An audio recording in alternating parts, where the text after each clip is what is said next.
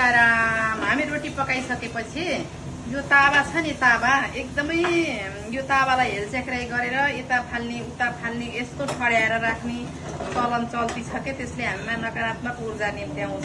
त्यही भएर आजदेखि म एउटा नियम फलो गराउँछु हजुरहरूलाई। सबैजनाले ध्यान दिएर सुन्नु होला र गर्नु पनि होला। रोटी पकाइसकेपछि तावालाई यसरी एकदमै राम्रोसँग चम्किने गरी मोल्ने है हजुरहरू। सबैजनाले ध्यान दिएर सुन्नु होला, हेर्नु पनि होला। यसरी चारैतिरबाट यसरी मोलिसकेपछि यो तावालाई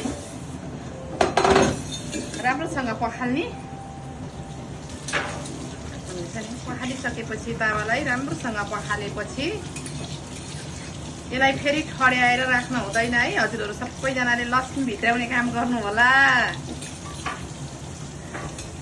बुझ्नु भएको नि। ध्यान दिएर यसलाई चाहिँ एउटा राम्रो खालले नठड्याउने, यसरी ठड्याउने, यसरी ठड्याउने। रोटी पकाएपछि यसरी घोप्ट्याउनु हुँदैन। यसरी घोप्ट्याउने भनेको त आज साँच्चै कुरा भनिदिन्छु मैले। यसरी घोप्ट्याउने भनेको क्रिया बसेर 13 दिनको उम्किने बेला मात्रै हो।